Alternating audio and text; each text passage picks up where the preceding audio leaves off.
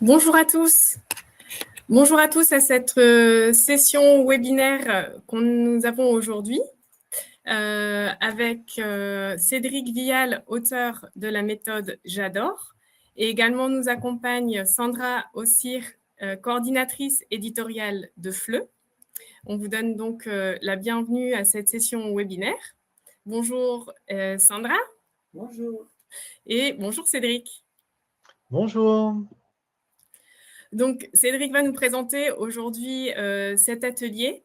Il est également professeur de FLE et de français langue maternelle à l'Institut de langue française de Séville.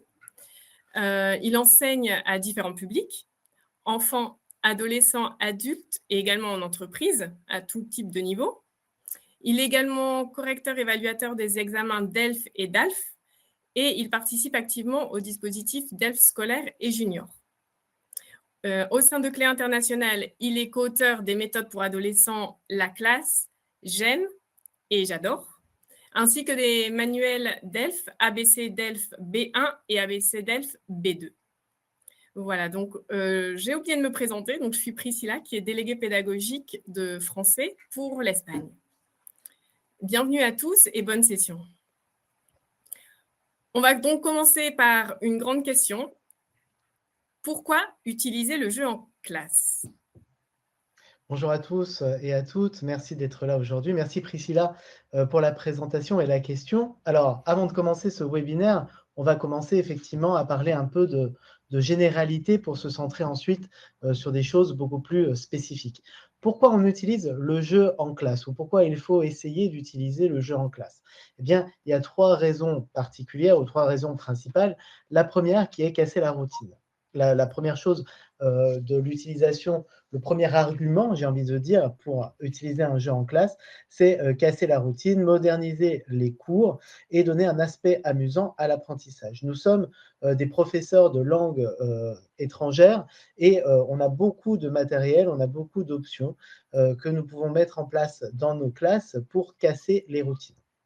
C'est aussi un moyen de développer la motivation. En effet, si les apprenants sont motivés ou sont intéressés, ils vont pouvoir mieux travailler, ils vont pouvoir développer un certain intérêt pour la matière. Et enfin, ça permet aussi d'évaluer. Ça peut être une évaluation formative, c'est-à-dire sur les savoir-faire. Est-ce que l'élève est capable de faire telle ou telle tâche, ou une évaluation sommative sur les contenus. Ça permet aussi de faire des révisions et c'est utile pour travailler les différents types de mémoire. Alors ça, c'est important parce que le jeu, justement, permet aux personnes qui sont kinesthésiques de pouvoir pratiquer, de pouvoir avoir un apprentissage plus direct et justement pallier les problèmes que l'on peut avoir avec ce type d'élèves, avec ce type de mémoire. Et aussi, le jeu, c'est l'activité star pour motiver. Nous sommes tous professeurs et nous savons que quand nous parlons à nos étudiants ou quand nous annonçons dans notre classe, nous allons faire un jeu, tout de suite, tout le monde est joyeux, veut participer, etc. Ce n'est pas forcément le cas. Par exemple, si vous donnez un exercice de grammaire, par exemple, ou simplement un exercice de compréhension orale. Le jeu, vraiment, c'est quelque chose qui permet de travailler la motivation, de développer l'intérêt et surtout de motiver les élèves. D'accord? Donc, c'est quelque chose qui est important. Et contrairement à ce que l'on peut croire et que l'on peut entendre parfois, le jeu, ce n'est pas simplement un moment de diversion. Le jeu en classe de FLE, c'est un moment pour travailler, pour apprendre de nouveaux contenus, pour pratiquer les contenus que nous avons étudiés d'une manière différente. Donc, c'est important de les mettre en place dans notre classe de français. D'accord. Et justement, pour motiver nos élèves, quel jeu peut-on proposer en classe ? Alors, on a tout un panel de jeux que l'on peut proposer en classe. Il y en a qui sont réalisables en groupe, d'autres qui vont être réalisables de manière individuelle. Certains vont être des compétitions, certains vont être des jeux plutôt linguistiques. Nous avons vraiment un éventail très varié de jeux que l'on peut mettre en place dans les classes.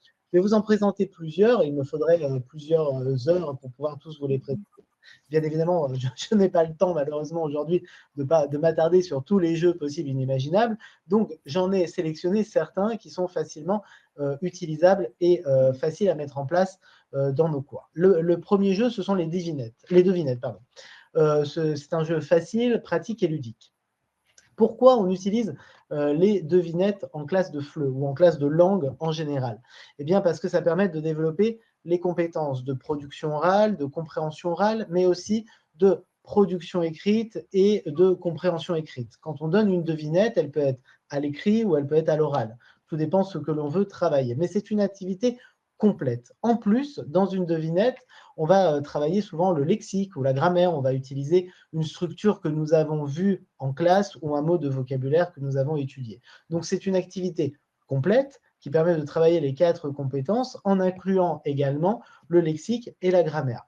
Pour les niveaux débutants, c'est encore plus intéressant parce que souvent on n'a pas besoin d'utiliser le mot ou la phrase. On peut par exemple utiliser des dessins. On va le voir un peu plus tard dans ce webinaire, comment justement avec de grands débutants ou des élèves qui commencent un apprentissage de français, quelles activités on peut mettre en place, quelles activités bien évidemment ludiques pour pallier les problèmes que l'on peut avoir avec l'écrit. Et un point important pour tout professeur, c'est qu'elle ne nécessite aucun matériel. En fait, une devinette, vous pouvez la faire oralement, vous n'avez besoin de aucun matériel, ou simplement un papier avec un crayon. Donc, c'est quelque chose qui est assez avantageux, puisque justement, nous n'avons pas besoin de matériel annexe. On n'a pas besoin d'avoir d'équipement informatique, on n'a pas besoin d'acheter du matériel complémentaire, etc. On peut le mettre en place facilement. Et surtout, et j'ai envie de dire, le point encore plus important à mettre en valeur, c'est que c'est une activité qui est rapide. Donc la devinette, on peut la mettre au début de cours, au milieu de cours ou à la fin du cours, après un point de grammaire ou après un point de vocabulaire. C'est vraiment une activité, j'ai envie de dire, complète et qui permet de donner un aspect ludique à l'apprentissage. Là, je vous ai sélectionné plusieurs types de devinettes. Comme je vous l'ai dit, il y a plusieurs types de devinettes. Il y a des devinettes, par exemple, orales, comme c'est le cas de l'activité 6 que vous avez ici. On traite le point de la gastronomie, par exemple, dans J'adore numéro 1, qui correspond au niveau A1. On traite la gastronomie un peu francophone, avec un plat du Sénégal, un plat belge et un plat français. On va donner des caractéristiques à l'élève de choisir quel est le plat dont on parle. Donc, par exemple, dans ce plat, il y a du poisson, il y a des légumes et du riz. D'accord? Donc, c'est une manière de travailler la devinette. On peut aussi faire une activité plus groupale avec l'activité 4, par exemple. On vous dit, pense à une activité, dessine cette activité, mais ne dis pas son nom.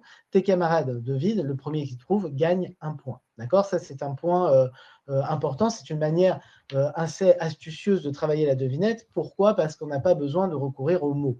L'élève, souvent, les élèves, ils ont souvent peur de écrire mal le mot ou de ne pas avoir le niveau suffisant pour pouvoir écrire une phrase. Là, on résout le problème en utilisant le dessin. Et je vous conseille, avec les niveaux bas, justement, de recourir autant que possible, et on le verra plus tard, à l'expression artistique, au dessin, au croquis, au schéma, plutôt que la phrase. Et enfin, on peut même rendre les devinettes encore plus dynamiques avec des mimes, par exemple. Dans l'activité 5, on vous demande mime un trait de caractère à ton ou à ta camarade, il, elle devine. D'accord? Toutes ces devinettes peuvent être réalisées en quelques minutes par les élèves de manière individuelle dans le premier cas, pardon, de manière groupale dans le deuxième ou en binôme. D'accord? Dans le cas de l'activité 5, ça serait plutôt réservé au niveau A2, puisque voilà, on demande un trait de caractère, donc c'est quelque chose de plus compliqué. On peut aussi organiser des compétitions. Et ça, c'est quelque chose qui est important. La compétition, on dit souvent à nos élèves, il ne faut pas être compétitif, etc. Il faut se considérer comme égal dans la classe. Oui, mais dans une compétitivité, il y a aussi un esprit d'équipe et on va essayer justement de gagner, de se dépasser pour justement obtenir le prix final. Qu'est-ce que ça permet les compétitions? D'une, ça permet de développer l'esprit d'équipe. Souvent, les compétitions, il y a une équipe. D'accord? On peut avoir soit un élève qui va être seul face aux autres élèves, mais la plupart du temps, on forme des équipes, des groupes, et ça, c'est important.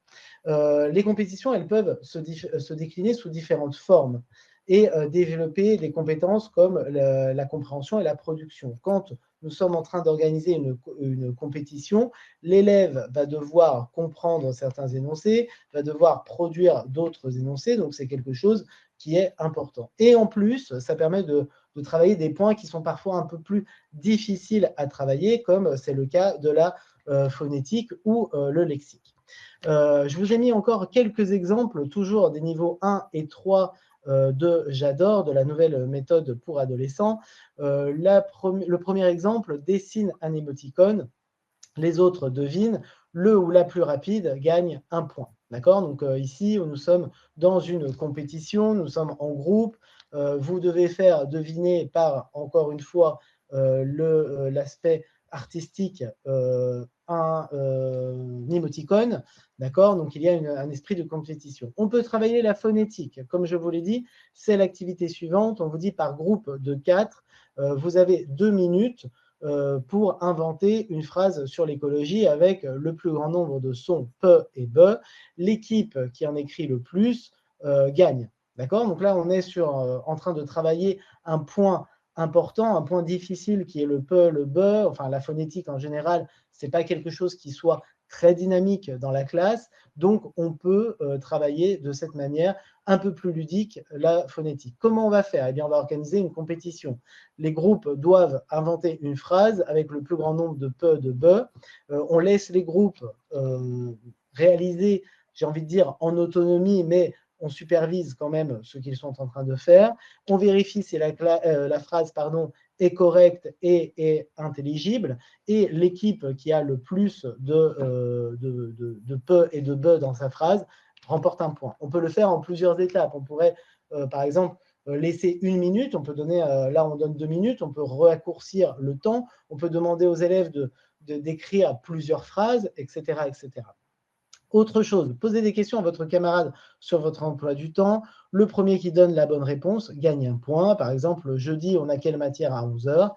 Et on répond. Là encore, c'est une espèce de compétition, c'est une espèce de concours plus qu'une compétition dans laquelle les élèves doivent répondre et marquent des points. Ça permet justement de travailler d'une manière un peu plus amusante certains concepts. On pourrait simplement poser, dans le cas de l'exercice 4, c'est-à-dire dans le cas de l'emploi du temps, on pourrait proposer ou projeter un emploi du temps et poser des questions aux élèves. D'accord? On pourrait simplement dire, voilà, à quelle heure est le cours de français?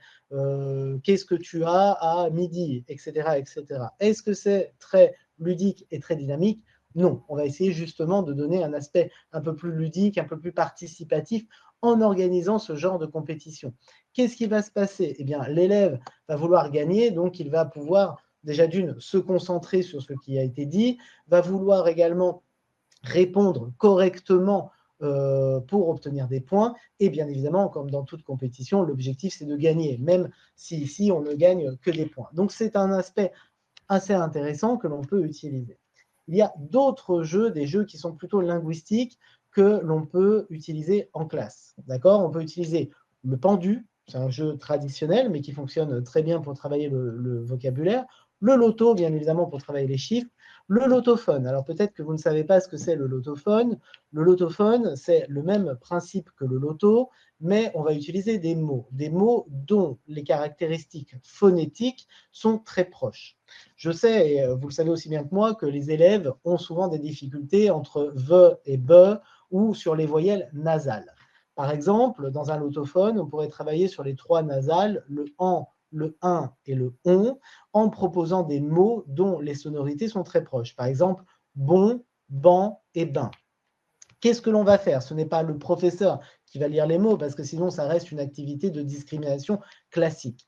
Je prépare mes cartons. Vous pouvez regarder sur Internet, vous avez plein de programmes qui peuvent vous aider à préparer des cartons de loto ou de bingo en quelques minutes. Vous remplacez les chiffres par des mots dont les ressemblances phonétiques sont très proches, et vous préparez des petits papiers. Chaque élève va prendre un petit papier et doit dire le mot pioché aux autres. D'accord? Les autres, sur leur carton, comme le bingo classique, barre les mots qu'ils entendent et on vérifie à la fin. L'objectif, c'est de justement que l'élève puisse articuler correctement ces voyelles nasales et que les autres élèves, les participants, puissent également comprendre ces fameuses nasales. On peut utiliser aussi le dessiner c'est gagner, ça c'est quelque chose de classique, on a un mot, on dessine, il faut faire deviner. On peut aussi complexifier ce jeu en disant vous n'avez pas le droit de faire de ligne droite, vous n'avez pas le droit de faire de courbe, vous êtes obligé d'utiliser au moins un carré, etc. etc. Le juste prix, le cadavreski, qui sont aussi des jeux que vous connaissez certainement et qui sont assez classiques. Donc, en plus de toutes ces propositions dynamiques de jeu, est-ce qu'on a des propositions de jeu moins statiques? Alors effectivement, ça c'était quelque chose qui est important parce qu'on a de grands effectifs dans nos classes en général, mais il est important que les élèves bougent. Prenez le cas d'un élève de, je ne sais pas moi, de Primero de la ESO par exemple. Posez-vous la question combien de temps il passe au collège et combien de temps il passe assis. Si vous prenez ces statistiques, vous allez voir que la plus grande partie du temps, les élèves sont inactifs. C'est-à-dire, ils sont assis, ils sont passifs, ils assimilent des contenus, mais vraiment ne bougent pas. Et malheureusement, bon, on lutte contre la sédentarité, etc. Le fait de rester assis provoque aussi une certaine monotonie. Donc, qu'est-ce que l'on va faire? Il va falloir proposer des activités dans lesquelles les élèves puissent se déplacer. Alors, je sais, vous allez me dire que c'est compliqué avec 30 élèves, 35 élèves, etc. On ne demande pas de faire un parcours, un saut d'obstacle ou une chasse au trésor. On demande simplement que les élèves soient un peu plus actifs. Comment on peut les rendre plus actifs? On peut faire ce qu'on appelle la dictée en mouvement. La dictée en mouvement, c'est une dictée traditionnelle dans laquelle les élèves vont devoir écrire des phrases. Quel est le principe de la dictée en mouvement? Ce n'est pas moi qui vais lire traditionnellement un texte de, par exemple, je ne sais pas, au fond de la classe, il y a un cartable, l'élève écrit au fond de la classe, il y a un cartable. Non. Qu'est-ce que je vais faire? Je vais découper, je vais préparer ma dictée sous la forme de petits papiers. Ces petits papiers, je vais les cacher dans la classe. L'objectif, c'est que les élèves forment des groupes. Un élève de chaque groupe se déplace dans la classe, lise le papier et le rapporte à son groupe. D'accord? Qu'est-ce que je développe ici? Je vais développer deux choses. La première chose, c'est déjà la compréhension écrite. La deuxième chose, la production orale. Mais paradoxalement, et en complément, j'ai envie de dire, je vais développer la production écrite, puisque les autres vont devoir écrire le message que l'élève a reporté, et je vais essayer aussi, enfin, je vais casser la routine, puisque je vais proposer une activité qui est originale, d'accord? On pourrait simplement lire un texte et demander aux élèves de l'écrire. Mais est-ce que c'est très dynamique? Est-ce que c'est très ludique? Non. Donc, en faisant déplacer les élèves, machinalement, ça va les réveiller quelque part où ça va leur dire, tiens, il va falloir que je participe, il va falloir que je cherche, etc. Il va falloir que je comprenne le message, il va falloir que je restitue le message, et pour les autres, je dois réécrire correctement le message. Cette activité, elle est facile à faire à partir du niveau A2 où les élèves connaissent déjà la grammaire, le lexique, l'orthographe, etc. Pour les niveaux plus bas, on peut faire ce qu'on appelle des dictées dessinées. Des dictées dessinées, qu'est-ce que c'est? C'est le même principe qu'une dictée, sauf qu'au lieu d'écrire les phrases, on dessine ce qui est donné. Un exemple de dictée dessinée, c'est par exemple, voilà, je vais dire au centre de ma feuille, il y a un bureau. Toute la classe dessine le bureau au centre de la feuille. Je peux aussi ajouter, par exemple, des couleurs. Il y a un bureau marron. Je peux utiliser des adjectifs. Il y a un grand bureau marron. D'accord? Je peux varier les phrases comme bon me semble. On colle nos petits papiers dans la classe. Qu'est-ce que l'on peut faire? On peut soit faire des phrases et les élèves lisent la phrase, la rapportent, ou simplement afficher un dessin et que les élèves racontent à leurs camarades qu'est-ce qu'ils ont vu sur les dessins, en utilisant par exemple les prépositions de lieu, les couleurs, les adjectifs. Ça, c'est un bon moyen de justement pallier le problème que l'on peut avoir avec la production écrite. Pourquoi? Parce qu'ici, on ne demande pas à l'élève d'écrire bureau, qui est problématique puisqu'il va se demander comment ça s'écrit. Est-ce que ça s'écrit avec un B, un V? Est-ce que ça s'écrit avec un O, E, A, U, A, U? Est-ce qu'il y a un T? Est-ce qu'il y a un S? Etc. etc. Donc, on va pallier les problèmes que l'on peut avoir avec l'orthographe. Par contre, on travaille la compréhension, on travaille la grammaire et on travaille le vocabulaire. Donc, la tâche, en fait, elle est réalisée. D'accord? Donc ça, c'est une manière que l'on peut, comment? Une stratégie que l'on peut utiliser dès le niveau A1. Dans les niveaux plus hauts, si vous avez du B1, par exemple, vous pouvez donner des textes que vous découpez vous découpez chaque paragraphe ou chaque phrase d'un texte et vous demandez aux élèves de relire, enfin de lire le texte, de le rapporter à leur groupe et ensuite de remettre toutes ces phrases dans l'ordre. Donc, on travaille aussi la cohérence et la cohésion. Il y a d'autres jeux dans lesquels on peut justement travailler le mouvement. C'est par exemple, moi j'ai appelé ça le gratte-moi le dos, d'accord? On forme des équipes de 4 personnes, de 4 élèves. L'enseignant demande à 2 élèves de se mettre d'accord sur un prénom, ou simplement l'enseignant donne les prénoms aux élèves. Ils écrivent le prénom dans le dos de leurs 2 autres camarades, et le camarade qui trouve le plus rapidement le prénom gagne un point. On peut faire une ligne, vous n'avez pas besoin de faire plusieurs équipes. Si vous avez un groupe de 22 élèves, vous pouvez faire un groupe de 11 et 11. Chaque élève a un prénom différent. D'accord? Le but, c'est que les 2 équipes aient toujours les 2 mêmes prénoms. C'est-à-dire que si je donne, par exemple, à Priscilla le prénom de Jeanne, par exemple, je dois donner à Sandra le prénom de Jeanne. Je ne peux pas changer le prénom pour que ça soit la même difficulté. L'objectif, c'est que ça aille le plus rapidement possible et que les élèves trouvent le prénom.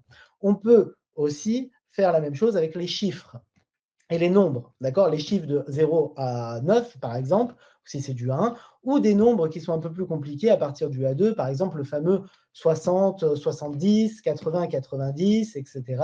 Je peux faire la même chose pour les nombres, d'accord? Quel est le point intéressant de cette activité? Au lieu de proposer quelque chose qui sont des activités que l'on retrouve dans les manuels, d'accord, qui sont tout à fait viables, qui sont totalement justifiables. Là, on vous dit par exemple dans l'activité 8, quel prénom de l'activité 6 existe dans votre pays, quel prénom se répète dans votre classe. Eh bien, on peut rendre un peu plus ludique cette activité en travaillant les lettres de l'alphabet, en demandant à la personne d'écrire dans le dos d'un autre camarade les prénoms.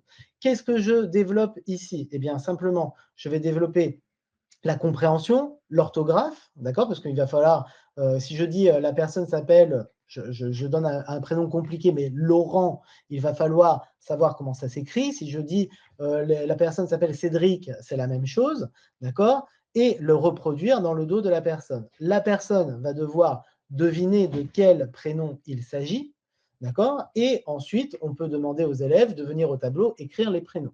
D'accord? Donc, c'est une activité complète qui permet de donner un certain un aspect plus ludique que simplement mets les lettres dans l'ordre ou épelle ton prénom. D'accord? C'est ça que je veux vous dire, c'est que la partie ludique, elle est dans ce mouvement que l'on va mettre en place. Le compteur d'histoire. Le compteur d'histoire, alors là, c'est un peu plus compliqué, mais ça serait plutôt pour des apprenants, par exemple, à partir du niveau A2 ou fin de A1. On forme des équipes de 4. L'enseignant propose un thème, par exemple, les activités quotidiennes, et il indique les contraintes linguistiques. Les contraintes linguistiques, on va le voir juste après, c'est par exemple utiliser les verbes pronominaux pour travailler les activités quotidiennes. Chaque groupe prépare un texte. Chaque groupe donne son texte à un élève d'un autre groupe et cet élève doit faire deviner le contenu de l'histoire à ses camarades par le mime. C'est-à-dire que je ne vais pas dire « il se lève à 7 heures, il mange, il prend son petit déjeuner, etc. » Non, je vais mimer. Je vais me mimer, par exemple, il se réveille à 7 heures, hop, et je monte 7. Il prend son petit déjeuner, la même chose, d'accord? Et l'objectif, c'est de travailler cela. Qu'est-ce que je travaille? Quand je prépare l'activité, je prépare des phrases en utilisant des verbes pronominaux. Donc, qu'est-ce que je travaille? Je travaille la grammaire, je travaille le vocabulaire également.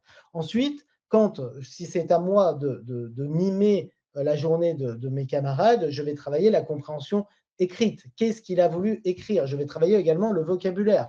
Si j'ai du mal ou si j'estime que je ne suis pas très bon ou que mon niveau est inférieur aux autres, je n'ai pas besoin de parler simplement par le mime, de faire deviner aux autres ce qui est sur le papier. Par exemple, ici, vous avez sur J'adore 2, vous avez une partie où on parle des activités quotidiennes, de mon quotidien. D'accord? Donc là, on parle de Dao qui raconte sa journée. Il faut mettre dans l'ordre les activités qu'il fait et indiquer les heures, par exemple. D'accord? Donc, il va bien évidemment utiliser se coucher, se laver, prendre une douche, etc.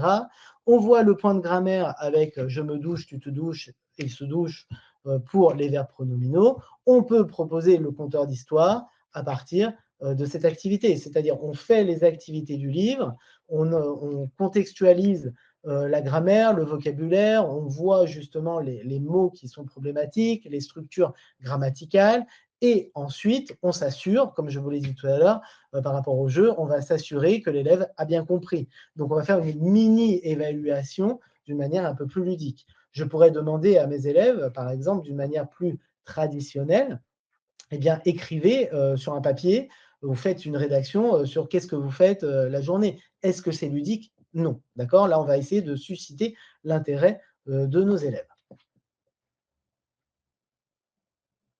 Ah, je crois que Priscilla, ton micro n'est pas ouvert. Ah, pardon, excusez-moi. Est-ce que les jeux doivent toujours être réalisés en groupe? Alors, les jeux doivent être réalisés en groupe, certes, mais il y a aussi des jeux qui peuvent être réalisés de manière individuelle. D'accord? Qu'est-ce que ça veut dire? Ça veut dire que ces jeux-là vont être un peu plus particuliers parce qu'on ne va pas travailler la même chose. Quand on travaille en groupe, on va travailler la coopération, on va travailler la compétition, on va travailler l'entraide, on va travailler beaucoup de concepts. Quand on est seul, on ne travaille pas les mêmes choses. Par contre, ça permet de travailler la logique, l'autonomie, tout en travaillant, par exemple, tout en permettant de travailler la compréhension de la langue de façon ludique. D'accord? Ce sont des jeux qui sont rapides à mettre en place et c'est une activité efficace et facile à intégrer en classe. Pourquoi? Parce que c'est un peu les jeux que l'on peut retrouver dans les cahiers de vacances. Voici quelques exemples. D'accord? Nous avons 3 exemples qui sont pris de J'adore 3. Vous avez dans J'adore 3 une page entière de jeux de ce type. Ce sont des jeux un peu, comme je dis, de cahiers de vacances, de cahiers de livres que l'on peut acheter, comme vous achetez le Sudoku, comme vous achetez les mots croisés. C'est ce type de jeu, un peu jeu de l'été, on va dire, que vous retrouvez.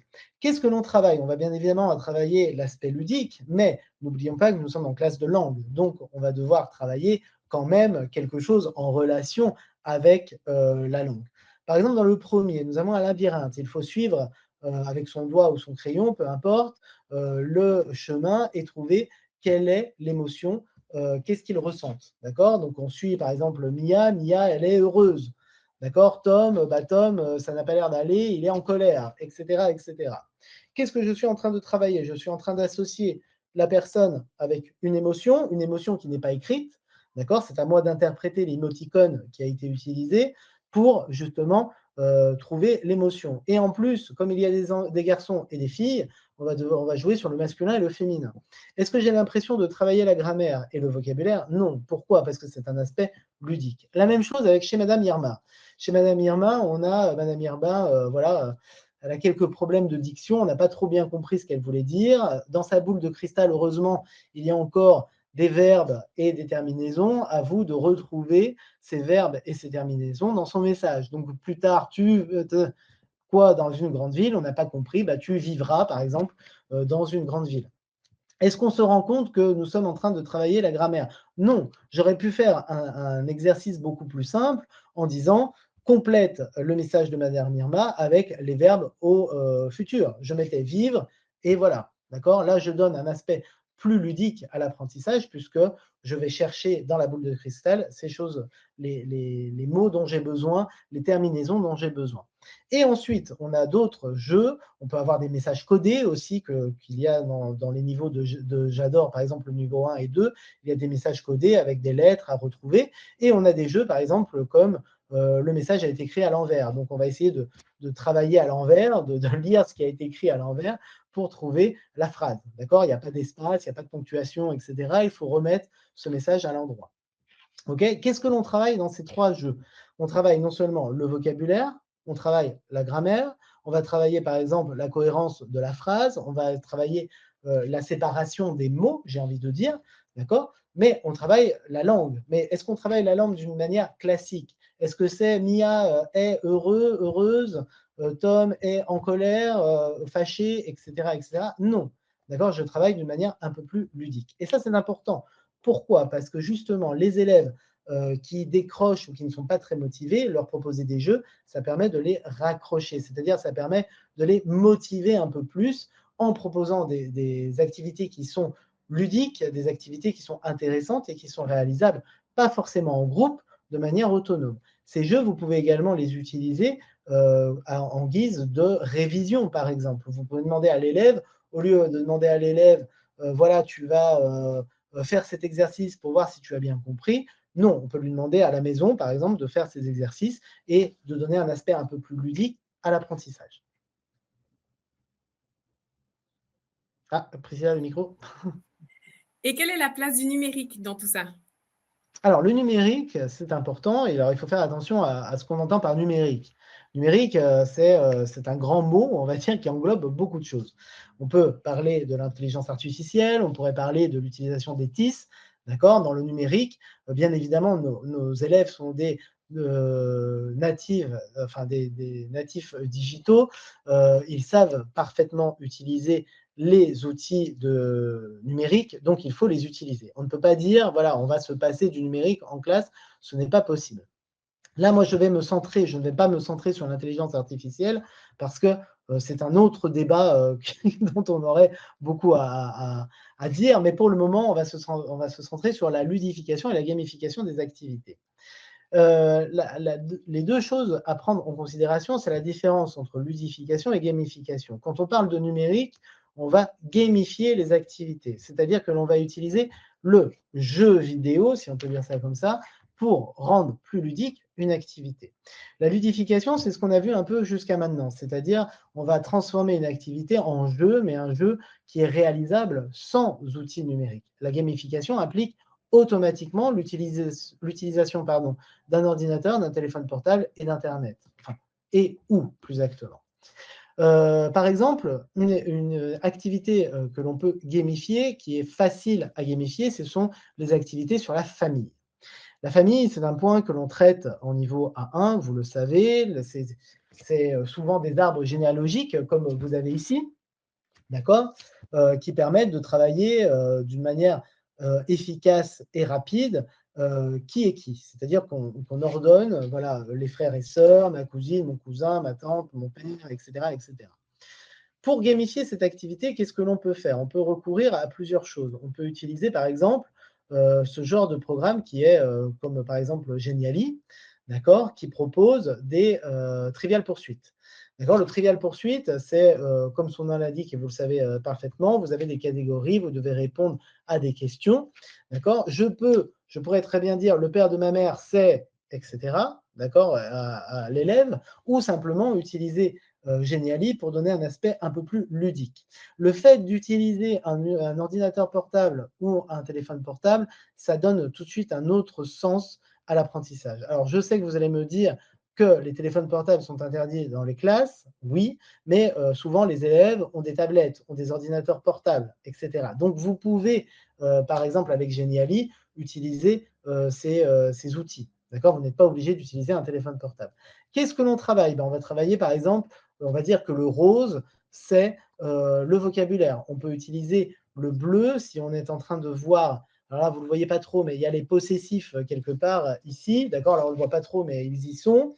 Vous avez les possessifs, vous pouvez dire mon père, ma mère, etc. Vous pouvez changer, par exemple, dire la catégorie bleue, c'est les possessifs, la grammaire. Le jaune, ça va être la phonétique. Dans quel mot on entend en? Est-ce que dans sœur, dans frère ou dans tante, on entend en, etc., etc. Donc, ça donne un aspect un peu plus ludique. On peut utiliser Kahoot, par exemple, ou Quizzes, mais on peut aussi utiliser Blooket. D'accord? Moi, je préfère Blooket parce que c'est un peu plus attrayant, on va dire, que Kahoot. Kahoot, c'est déjà vu. D'accord? Souvent, les élèves vous disent encore un Kahoot. Bon, voilà, tu es bien gentil avec ton Kahoot, mais ça devient un peu une routine. Donc, on peut utiliser Blooket qui fonctionne exactement comme Kahoot, mais qui est selon moi un peu plus attrayant et surtout il n'y a pas de podium et une course entre les participants qui donne un aspect un peu plus compétitif. Qu'est-ce que l'on peut faire avec ça? On peut créer des questionnaires, on peut créer des devinettes, on peut créer tout un tas de choses. D'accord? On peut travailler par exemple à partir, je retourne sur mon arbre généalogique, on peut enlever les mots de l'arbre généalogique, certains mots, je supprime ma mère et on demande à l'élève qui est cette personne, quel est le mot à trouver, ou de dire par exemple, comme on avait ici sur Geniali, c'est le père de ma mère, c'est qui? C'est mon grand-père, mon père ou mon frère. D'accord? Donc à vous de générer des questionnaires qui donnent un aspect plus ludique. Ces jeux, il y en a des milliers, d'accord? Il y a plein de choses, il y a plein d'outils que l'on peut utiliser. Parmi eux, j'en ai sélectionné quelques-uns. Vous pouvez utiliser Chatterpix et Voki, par exemple, c'est pour faire parler des avatars. Chatterpix, c'est très facile à utiliser, ça permet de faire parler des photos. Donc, vous sélectionnez une photo, vous pouvez aller sur une banque d'images gratuite, par exemple, vous utilisez une photo, vous faites un trait, vous tracez un trait sur les lèvres de la personne et vous enregistrez votre voix. D'accord? Donc, ça peut être pas mal, par exemple, pour les présentations. Quand on a des élèves qui on leur dit souvent présente-toi ou présente telle personne. D'accord? Choisis une star et présente la star. Bon, c'est très bien, d'accord? Mais on peut utiliser la photo de la star, la modifier, l'élève s'enregistre et on a la star qui parle bonjour, je m'appelle Aya Nakamura, j'habite à Paris, etc. etc. D'accord? Donc c'est un peu plus ludique. On peut faire des jeux de pistes, par exemple avec des Mirage Make qui sert à générer des QR codes. D'accord? Ça, c'est plutôt pas mal. On peut créer pour chaque QR code, on va en revenir là-dessus après, pour les jeux d'évasion, par exemple, ou si vous voulez faire un montage vidéo, vous pouvez utiliser Power Director. Bien évidemment, j'insiste, il y a des centaines, voire de milliers d'applications possibles. D'accord? Moi, j'en ai sélectionné quelques-unes qui sont celles que j'utilise.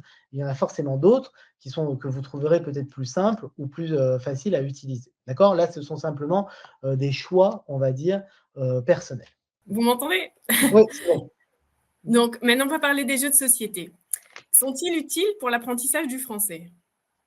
Alors, les jeux de société, effectivement, sont intéressants et sont utiles dans l'apprentissage du français. Il y en a plusieurs. Là, j'en ai sélectionné, là encore, j'ai envie de dire, ce sont des préférences, d'accord? Ce sont le Dixit, le Pictionary, le StoryCube, le Time's Up et le Speech. On en verra d'autres par la suite. Mais voilà, ce sont des jeux de société que l'on retrouve facilement sur Internet, etc. Il y a deux problèmes aux jeux de société. Le premier, c'est que ça a un coût. C'est-à-dire qu'un jeu de société, il faut l'acheter. D'accord?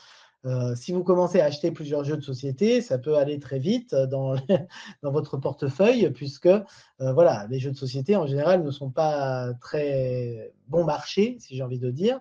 Donc, voilà, vous pouvez les acheter, bien évidemment, mais ça a un coût. L'autre problème, c'est que souvent, ils ne sont pas adaptés en l'état, c'est-à-dire que si vous suivez la règle stricte du jeu de société, elles ne vont pas être adaptées au public avec lequel vous travaillez. C'est-à-dire que si vous avez un niveau à 1, si vous jouez, par exemple, au Trivial Poursuite qu'on a vu jusqu'à maintenant, eh bien, il va y avoir un problème puisque ça ne va pas être adapté. D'accord? Donc, il va falloir adapter ces jeux. Moi, j'en ai sélectionné deux. Alors, on a le Mikamo. Je ne sais pas si vous connaissez, c'est un jeu qui n'était pas dans la présentation antérieure, mais le Mikamo, c'est un jeu qui est assez intéressant. C'est un jeu qui est fait pour les enfants, mais que l'on peut adapter aux adolescents et aux adultes, j'ai envie de dire. Le but de jeu, c'est de collecter le plus grand nombre de cartes dans un laps de temps imparti. C'est-à-dire, en général, on laisse 1 minute ou 2, et l'objectif, c'est de collecter le plus de cartes. Il y a une carte lettre, comme vous pouvez le voir ici, c'est-à-dire un A, un G, etc., et des images, des cartes images qui sont représentées avec des dessins. Les participants disposent d'1 minute, 1 minute 30, 2 minutes, ça c'est à vous de décider, pour trouver et attraper un maximum de cartes correspondant à cette lettre. C'est-à-dire que, par exemple, si vous allez à son G, est-ce que dans koala, vous entendez G? Non. Est-ce que dans chaussure, vous entendez G? Non. Dans canard, non plus. Par contre, dans girafe, est-ce qu'il y a un G quelque part dans girafe? Eh bien oui. S'il y a un G, j'attrape la carte le plus vite possible. À la fin du temps, les réponses sont mises en commun et chaque bonne réponse rapporte un point. D'accord? Les participants ou le participant plus exactement ayant obtenu le plus de points remporte la partie. Ça, c'est le jeu traditionnel. C'est-à-dire qu'on met toutes les cartes, vous devez piocher sur chaque côté de la carte, il y a une image, vous retournez la carte pour trouver l'image. Comment on peut l'adapter en FLE? Eh bien, le but du jeu, c'est le même. C'est-à-dire qu'il va falloir trouver le maximum de cartes. Mais on peut travailler les sons, on peut travailler les lettres, ou encore les catégories de mots. C'est-à-dire qu'au lieu de travailler peut-être la lettre G qui va être problématique, d'accord, on peut travailler le son je. Au lieu de travailler la lettre O qui peut être problématique, on peut travailler le son O, d'accord? Ou on peut travailler des catégories de mots. Par exemple, objet, comme tout à l'heure on a vu avec la dictée dessinée que nous étions sur un thème de l'école, du collège, de la rentrée scolaire, etc., eh bien, on peut, dans ce cas, travailler, trouver les mots qui sont, qui sont en lien pardon, avec la rentrée scolaire, par exemple. On peut également, au lieu d'utiliser des images, on peut utiliser des mots. D'accord? Le principe est le même. Qu'est-ce que je veux dire par là? C'est qu'on peut utiliser ce jeu d'une manière différente en classe de FLE. On garde la même règle, mais on l'adapte à nos élèves. On peut utiliser des images, on peut utiliser des photos. Si ce sont des adolescents, privilégier peut-être les photos plutôt que les dessins. Mais on peut utiliser photos et mots aussi. On peut, si vous avez un groupe qui a un bon niveau, vous pouvez marquer par exemple le matériel scolaire. Ben, vous avez le dessin ou la photo d'un cartable, vous avez le mot trousse, vous avez le dessin ou la photo d'un crayon, vous avez le mot pinceau, etc., etc. Vous pouvez mélanger tout cela. Autre jeu que j'utilise beaucoup, c'est le Story Cubes. D'accord? Le Story Cubes, c'est la règle originale, c'est on a plusieurs dés, les dés ont des pictogrammes dessus, et je jette le dé, je dois raconter une histoire en utilisant le pictogramme. Une fois que j'ai fini mon histoire, enfin que j'ai fini ma phrase, un autre candidat ou un autre participant prend un dé, le jette et continue la phrase, etc., etc., etc. Bien évidemment, dans une classe de FLE, c'est compliqué. Pourquoi? Parce que les élèves, par exemple au niveau A2, ne sont pas capables de faire des phrases entières et que et que le texte ait du sens. On peut faire des phrases isolées, mettre et alors donc, d'accord, mais ça ne va pas vraiment avoir du sens. Comment on peut faire? Eh bien, on va travailler par groupe, déjà au lieu de travailler de manière individuelle, pour justement développer la coopération, etc., mais aussi pour rendre l'activité plus simple. Vous allez faire des groupes de 3 ou de 4 selon la taille du groupe classe. Chaque groupe lance tous les dés, prend une photo ou recopie plus ou moins les dés qui ont qui sont sortis, je vais y arriver, et ils doivent raconter une histoire en utilisant tous les pictogrammes. D'accord? Vous pouvez, en tant qu'enseignant, imposer des contraintes linguistiques. Par exemple, vous pouvez dire, vous allez devoir utiliser, je ne sais pas moi, le présent de l'indicatif. Vous devez utiliser le passé composé. Ou sur un niveau B1, vous devez alterner passé composé et imparfait, donc utiliser les temps du passé. Ça, c'est important parce que justement, en donnant une contrainte grammaticale ou une contrainte lexicale, ça peut être aussi une contrainte lexicale, vous allez comment déterminer, enfin vous allez contextualiser le jeu. D'accord? Qu'est-ce qui va se passer à la fin? Chaque groupe va présenter son histoire. Comment on va faire? On va donner un aspect plus ludique. Ben, un élève lit, un autre mime et un troisième réalise les bruitages. D'accord? Donc ça, c'est une manière de faire une production écrite, par exemple, mais d'une manière un peu plus interactive, en utilisant les dés et les pictogrammes, et en utilisant certaines contraintes linguistiques, que ce soit de grammaire ou de vocabulaire. Donc dans les deux cas, vous allez travailler tout cela. Qu'est-ce que l'on fait? Eh bien, on donne un aspect ludique. Pourquoi? Parce qu'il va y avoir des mimes et des bruitages. D'accord? On peut choisir aussi la meilleure histoire à la fin. Est-ce que l'on peut proposer des jeux d'évasion en classe? Alors, effectivement, les jeux d'évasion, ce sont des jeux à part entière et ce sont des jeux qui sont très intéressants à utiliser en classe, surtout dans les classes de langue. Le problème, c'est que, bon, c'est un jeu qui est complet, d'accord, qui va développer la coopération, qui va permettre de travailler des notions comme la logique, la mémorisation ou l'esprit de synthèse, mais il y a un problème. Il y a des étapes à respecter, j'ai envie de dire. La première, c'est qu'il faut penser à un scénario qui soit réalisable et surtout tester le jeu d'évasion avant de le proposer à la classe. Et j'insiste sur tester le jeu d'évasion parce que souvent on se dit « Ah, c'est parfait, j'ai regardé, les énigmes sont parfaites, etc. » vous arrivez dans votre classe et vous vous rendez compte qu'il y a un problème auquel vous n'avez pas pensé. Et là, c'est la catastrophe parce que si le jeu d'évasion n'est pas réalisable, eh bien, vous ne pouvez rien faire. D'accord? Il faut utiliser surtout des outils que l'on maîtrise. Il ne faut pas vous mettre en difficulté, c'est-à-dire il faut faire avec les moyens du bord. D'accord? Et qui soient à la portée de tous. C'est-à-dire que si vous savez utiliser un programme, mais que ce programme est complexe, peut-être que vos élèves ne sauront pas l'utiliser. Et donc, ça va créer des problèmes. D'accord? Et faire attention au temps du jeu, c'est-à-dire qu'il ne faut pas qu'il soit trop court, mais il ne faut pas non plus qu'il soit trop long. Pourquoi? Parce que si c'est trop long, eh bien, ça va créer de la démotivation et un manque d'intérêt. Donc, créer un jeu d'évasion, ce n'est pas simple.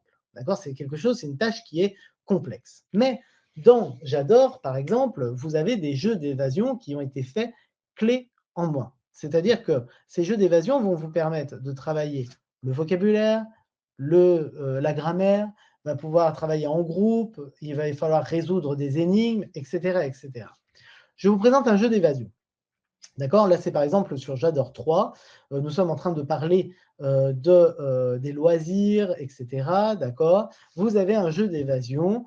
Je vous donne le concept pour que ça soit plus simple parce que vous avez un audio aussi qui vous accompagne, par exemple, qui met en scène le jeu d'évasion. Ici, l'audio, ce serait par exemple, voilà, ils viennent de terminer leur partie de Monopoly, mais les pions se sont mélangés et on ne sait plus qui a gagné.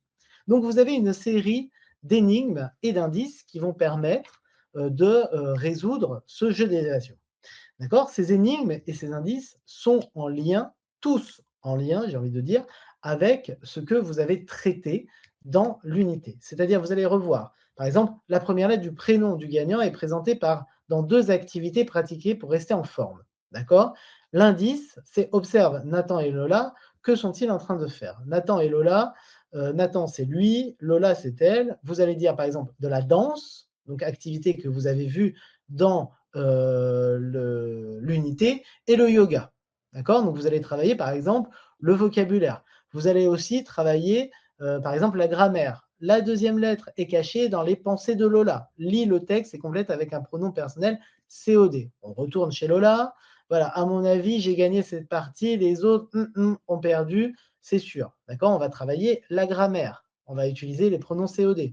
On peut travailler aussi, par exemple, ici, la numéro 4, regarde les verbes bu sur la table, Ismaël a bu, que Sabine. La dernière lettre est cachée dans la terminaison d'un comparatif, on va travailler la comparaison. Donc c'est un jeu complet qui permet de travailler non seulement d'une manière ludique, mais aussi de réviser, d'accord, les contenus qui ont été vus, et aussi pour vous, comment dirais-je, pour vous, qui vous permet de voir si les élèves ont bien compris. Quel est l'intérêt du jeu d'évasion? Alors, je repars sur le jeu d'évasion. Quel est l'intérêt du jeu d'évasion? Le jeu d'évasion, ça permet de donner un aspect très ludique à l'apprentissage. Ça permet aussi de développer la coopération. On n'est jamais seul devant un jeu d'évasion. Tout le monde va participer. Ça permet aussi de voir, de retravailler en guise de révision ce qui a été vu pendant l'unité, et ça donne vraiment un aspect intéressant à l'apprentissage. Pourquoi? Parce que quand vous répondez à toutes ces questions et quand vous faites toutes ces activités, vous n'avez pas l'impression de réviser ce que vous avez vu. Ce que vous avez l'impression, c'est de vous amuser de résoudre une énigme. Or, réellement, vous avez besoin du lexique, dans ce cas concret, des activités pour rester en forme. Vous avez besoin de la grammaire, les compléments, les pronoms COD et les comparatifs pour pouvoir résoudre ces énigmes, et ensuite trouver le coupable, déduire qui est le coupable par rapport à ces énigmes. D'accord? Donc, c'est quelque chose qui est intéressant, qui est complet. J'insiste sur le point important qui est justement faire attention, si vous créez de toutes pièces votre jeu d'évasion, que ça soit réalisable et surtout qu'il n'y ait pas d'erreur, parce que sinon, c'est la catastrophe. Donc, pour en revenir un peu à nos moutons et voir un peu tout ce qu'on a vu aujourd'hui, comme je vous le dis, il me faudrait plusieurs heures pour vous parler de tous les jeux dans le détail, de mettre en place d'autres stratégies, par exemple avec l'IA, etc. Là, malheureusement, je n'ai pas le temps en une heure de vous parler de tout ça, mais ce qui est important, pourquoi on utilise le jeu en classe? Parce que ça va rompre la routine. C'est ça qui est important, et on entend souvent des professeurs, des enseignants qui nous disent « nos élèves ne sont pas motivés ». Effectivement, la motivation chez les adolescents d'aujourd'hui, c'est très compliqué de garder non seulement leur attention, mais de les motiver à choisir par exemple le français ou à prêter attention à ce qu'on leur dit. D'accord? Le jeu, ça permet justement de donner un aspect un peu plus ludique. C'est ce que je vous disais en début de classe, enfin du webinaire, pardon. Nous sommes des professeurs de langue étrangère. Nous ne sommes pas des professeurs, alors ce n'est pas pour dénigrer les autres professeurs, mais d'histoire, de mathématiques, etc., où parfois les enseignements sont plus théoriques. Nous, on peut se permettre de faire des enseignements pratiques, des situations de la vie quotidienne.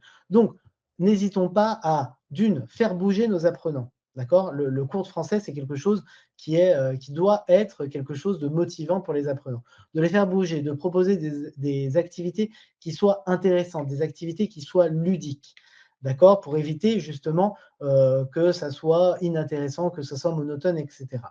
Attention, et ça c'est à prendre en considération, ne pas abuser du jeu. C'est-à-dire, ce n'est pas à toutes les séances qu'on va faire un jeu, ce n'est pas à la moitié de la séance qu'on va faire un jeu. Pourquoi? Parce que comme toute chose qui se répète, ça devient lassant, ça devient répétitif et ça ne va plus être motivant. Un jeu, si vous faites que des jeux dans vos cours, si systématiquement vous faites des jeux à la fin des cours, etc., ça devient une activité monotone. D'accord? Donc, faire attention à ça. Et il ne faut pas oublier que voilà, le jeu, c'est vraiment un outil d'apprentissage qui est à la fois ludique et efficace. Donc, n'hésitez pas à utiliser le jeu dans vos cours.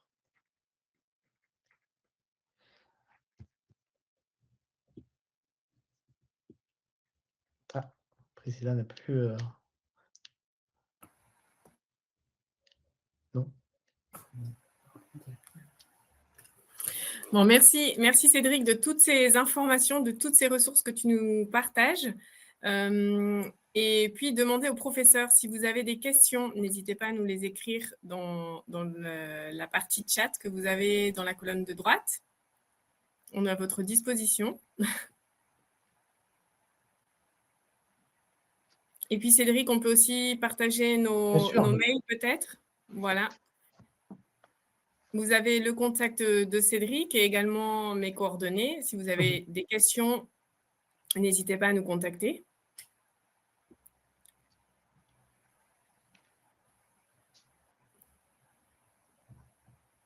Pas de questions? Non, il n'y a pas de questions. Ça veut dire que tout a été très clair. Mais en tout cas, on te remercie beaucoup, Cédric. Merci de ta participation. Merci à vous. Et puis, on vous invite prochainement à d'autres webinaires. Merci à tous. À bientôt. Merci, à bientôt. Au revoir. Au revoir.